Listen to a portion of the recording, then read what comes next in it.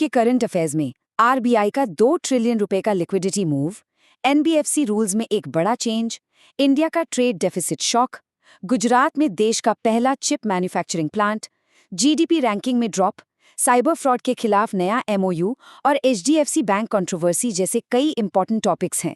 तो अगर आप गवर्नमेंट एग्जाम्स की तैयारी कर रहे हैं तो ये सारी जानकारी आपके लिए बहुत इंपॉर्टेंट होने वाली है। मेगा माइंड एकेडमी में आप सबका स्वागत है। यहाँ हम डेली करंट अफेयर्स को बिल्कुल सिंपल और एग्जाम ओरिएंटेड तरीके से डीकोड करते हैं। तो आज हम क्या क्या कवर करने वाले हैं? हमने इसको 3 हिस्सों में बांटा है।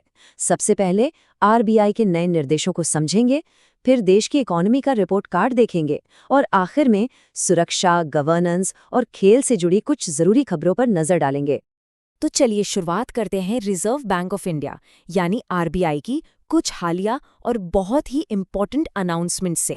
तो खबर यह है कि आरबीआई ने हाल ही में 2 ट्रिलियन रुपए के 7 दिन के वेरिएबल रेट रिवर्स रेपो यानी वीआरआर ऑक्शन का ऐलान किया है।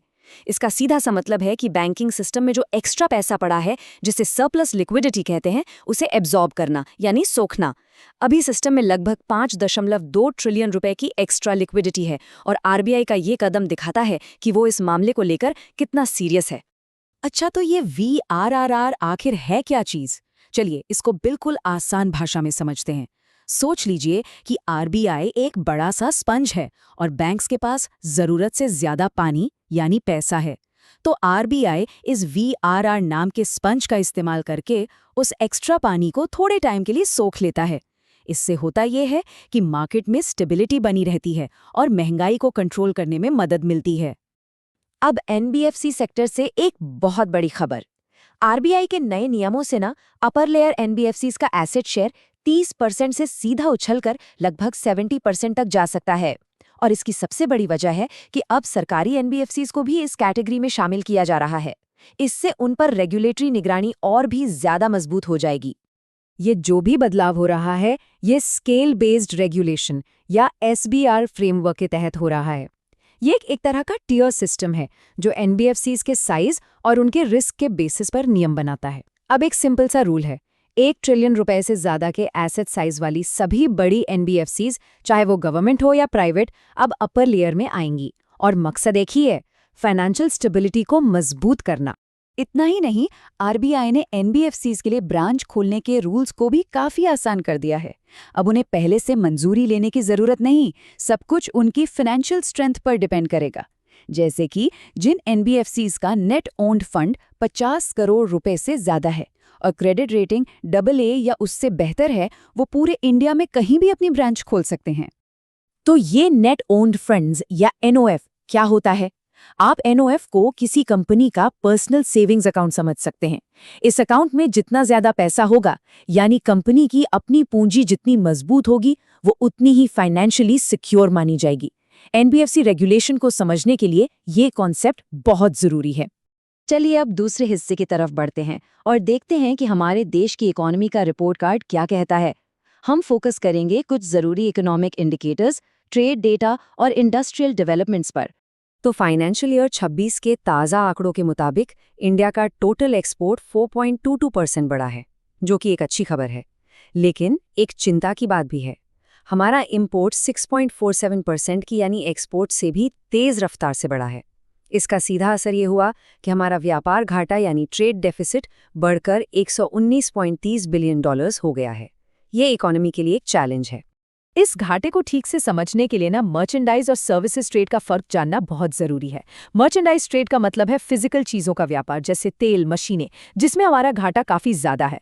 वहीं दूसरी तरफ है सर्विसेज ट्रेड, जैसे आईटी और सॉफ्टवेयर सर्विसेज, जो हमारी सबसे बड़ी ताकत है। ये इस घाटे के असर को काफी हद तक कम करने में मदद करती है। लेकिन इकोनॉमी के लिए एक जबरदस्त और पॉजिटिव खबर भी है। इंडिया का पहला चिप फैब्रिकेशन प्लांट गुजरात के धोलेरा में लगने जा रहा है। टाटा सेमीकंडक्टर का ये प्लांट लगभग 21,000 जॉब्स पैदा करेगा। ये इंडिया को ग्लोबल सेमीकंडक्टर मैप पर लाने के लिए एक हिस्टोरिक स्टेप है। ये स्लाइड एक्सपोर्ट सेक्टर की एक बड़ी ही इंटरेस्टिंग कहानी बताती है। देखिए, एक तरफ जहां नए मार्केट्स ढूंढने की वजह से समुद्री उत्पादों का एक्सपोर्ट लगभग 14% बढ़कर $8.43 बिलियन हो गया, वहीं दूसरी तरफ वेस्ट एशिया में तनाव और कीमतों में कमी की वजह से चावल का एक्सपोर्ट 7% से भी ज्यादा गिर गया। अब बात करते हैं इंडिया के डिजिटल एडवर्टाइजिंग मार्केट की। 2025 में इसकी वैल्यू लगभग $11 बिलियन है और अनुमान है कि 2030 तक ये डबल होकर 19 से $22 बिलियन तक पहुंच जाएगी। हालांकि अभी ग्लोबल मार्केट में हमारी हिस्सेदारी सिर्फ 1% है, जो दिखाता है कि आने वाले टाइम में ग्रोथ का कितना ज्यादा पोटेंशियल है। हाल ही में IMF की एक रिपोर्ट ने काफी सुर्खियां बटोरी, जिसके हिसाब से इंडिया ग्लोबल GDP रैंकिंग में फिसलकर 6ठे स्थान पर आ गया है। अब ये खबर सुनने में थोड़ी परेशान करने वाली लग सकती है, लेकिन इसके पीछे की असली वजह समझना बहुत जरूरी है। तो यहाँ सबसे बड़ा सवाल ये उठता है कि क्या भारत की अर्थव्यवस्था यानी इकोनॉमी सच में धीमी हो रही है? और इसका जवाब है नहीं।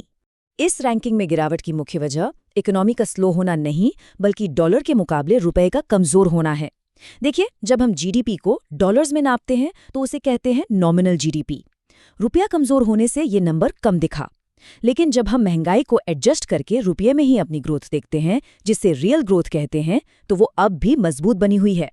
तो क्रूशियल पॉइंट ये है कि इकोनॉमी के फंडामेंटल्स अभी भी स्ट्रांग हैं। कमेंट में बताइए आज का सबसे इंपॉर्टेंट करंट अफेयर आपको कौन सा लगा। चलिए अब अपने आखिरी सेगमेंट की तरफ चलते हैं और देखते हैं कि सुरक्षा, कॉर्पोरेट गवर्नेंस और खेल की दुनिया में क्या इंपॉर्टेंट हो रहा है। ऑनलाइन फाइनेंशियल फ्रॉड को रोकने के लिए टेलीकॉम विभाग यानी DOT और सेबी ने हाथ मिलाया है। अब ये काम कैसे करेगा? इस MOU के तहत DOT सभी संदिग्ध मोबाइल नंबर्स का डेटा सेबी के साथ शेयर करेगा। फिर सेबी से जुड़ी कंपनियां निवेशकों के नंबर्स को इस डेटा से वेरीफाई करेंगी और ये सारी जानकारी डिजिटल इंटेलिजेंस प्लेटफॉर्म के जरिए रियल टाइम में शेयर होगी, ताकि फ्रॉड को तुरंत रोका जा सके। कॉर्पोरेट जगत से एक बड़ी खबर है। HDFC बैंक के चेयरमैन अतनु चक्रवर्ती ने इस्तीफा दे दिया है। मीडिया रिपोर्ट्स के अनुसार इस्तीफे का कारण CEO के साथ पावर स्ट्रगल और एथिकल डिफरेंसेस बताया जा रहा है। इस पूरे मामले ने इंडिया के सबसे बड़े प्राइवेट बैंक में कॉर्पोरेट गवर्नेंस को लेकर कुछ गंभीर सवाल खड़े कर दिए हैं। और अब खेल जगत से एक थोड़ी दुखद खबर। डेनमार्क के महान बैडमिंटन खिलाड़ी विक्टर एक्सेलसन ने प्रोफेशनल बैडमिंटन से संन्यास का ऐलान कर दिया है। विक्टर एक्सेलसन का करियर सच में शानदार रहा है। उन्होंने 2 बार ओलंपिक गोल्ड मेडल और 2 बार वर्ल्ड चैंपियनशिप जीती है। पीठ की लगातार चोटों के कारण उन्हें 32 साल की उम्र में ये मुश्किल फैसला लेना पड़ा। वो मॉडर्न बैडमिंटन के सबसे सफल नॉन एशियन खिलाड़ियों में से एक मानी जाते हैं। तो आज हमने बैंकिंग, इकोनॉमी और गवर्नेंस से जुड़ी कई इंपॉर्टेंट घटनाओं को समझा। सोचने वाली बात यह है कि आने वाले 10 सालों में इन सभी डेवलपमेंट्स में से, चाहे वो सेमीकंडक्टर हो या साइबर सिक्योरिटी, कौन सी चीज़ इंडिया को सबसे ज़्यादा बदलेगी? इस पर आपकी क्या राय है? ये था आज का हमारा एनालिसिस। रोजाना करंट अफेयर्स के ऐसे ही सिंपल ब्रेकडाउन्स के लिए मेगा माइंड अकेडमी को सब्सक्राइब करना मत भूलिएगा। मिलते हैं अगले अपडेट के साथ।